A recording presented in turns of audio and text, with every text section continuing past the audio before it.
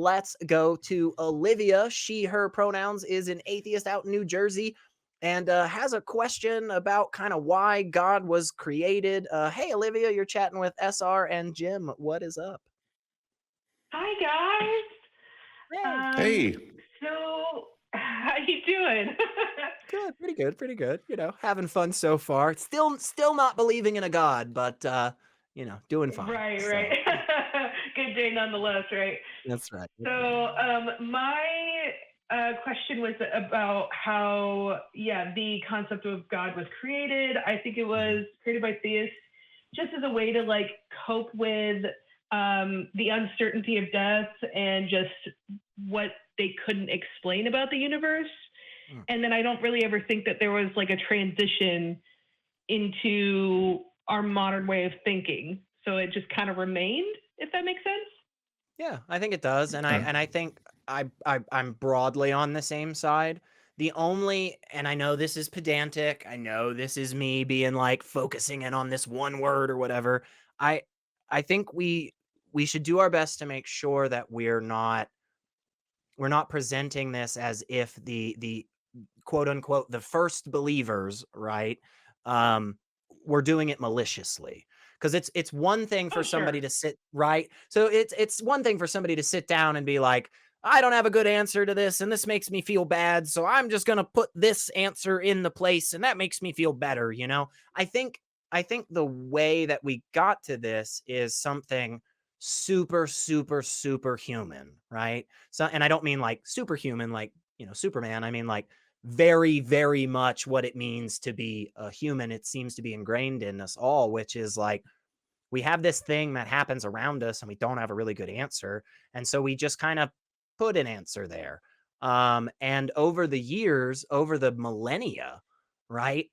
These answers, all of the obviously bad, wrong things about it get shaved off, you know? And so at Mm. first we said, "Oh, well, our God is like a half bird, half man thing, and it like literally makes the birds fly. Like if you just looked under a bird's wing, you could see our God lifting up the wings." And then it's like, "Oh, I just looked under a bird's wing. It is not there." And it's like, oh, "Okay, yeah, so that's not really how our God is, right?" So you shave down all of those really, really problematic things until you get to one concept that still does those things that you're talking about, but is at least a little bit more robust or less obviously flawed. But yeah, I want to Sure. be careful that we don't ascribe malicious intentions, because I think there are a shit ton. I would say probably even the majority of people out there that don't believe in a God strictly because they're like, oh man, I'm scared of death or something, you know?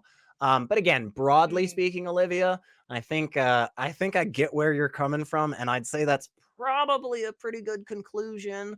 More so than I don't know, some all powerful who's he what's it, I don't know, poked a guy and told him to write some shit a while ago. So but Jim, what do you think on all that? And we'll let Yeah, Olivia go. I think it's humans need to we like stories. We like telling stories. I remember reading a long time ago that Odin and Thor, those stories have been traced down to the Black Sea, and to two warriors who may have existed. We don't know enough, but that very well could be a case. Of stories magnifying, but also we know pareidolia exists, our need to assign agency to random events. And I say need in quotes, but we do tend to do that a lot. So, and we see that in superstitions today, right? Baseball players who wear the same underwear every game so they win. And then Sure. that becomes that becomes sometimes self-fulfilling prophecy, right? Because rituals help us focus and rituals help us set our mindset. So the ritual of putting on the same underwear every time goes to the player's mindset, which does help them, right? So it's not that it's the wearing of the Sure. underwear, it's the ritual, right? I think all these things come into play. Like, secular Rarity said, it's all of these human nature things coming together, and then nobody really asking the question, well, how do you know that? right? Because we're social creatures, and asking questions is not sometimes socially acceptable. Mm-hmm. Yeah, yeah. Your friend group kicks you out kind of quick around that time. Right. Especially if they think their survival Mhm. depends on you not asking that question, Yeah. right? And honestly, in Wow. human history, right, from our understanding that we currently have, there seems to be a point way back, 150,000 years where asking those questions could have been a life or death thing.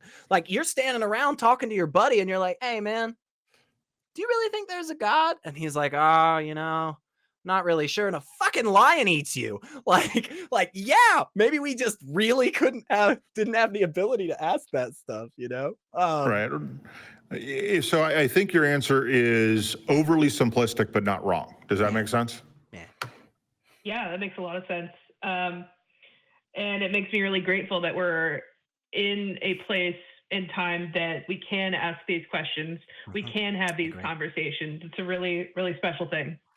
I agree. Yes. Totally agree. And I love that point, Olivia. So I am going to take that opportunity to kick you off the show, but not maliciously, because I think that is always a great topic. I think that's always a great conversation. And I think, where it feels to me where you're coming from is a really good place to just continue expanding your knowledge and get even more understanding of how religions came to be to begin with. That's super duper fascinating. I find some of the oldest, the information that we have about some of the oldest belief systems out there is so freaking cool, and you get to start seeing this through line, and then you're like, oh shit, that's why they talk about that in the book of Job, or oh my gosh, that's why it says that in the Vedas. So like super duper cool. And again, I'll leave you the same place we left our last caller, which is just tell us what you find. Like go look further into that, and then come back and just let us know, because that's always super interesting.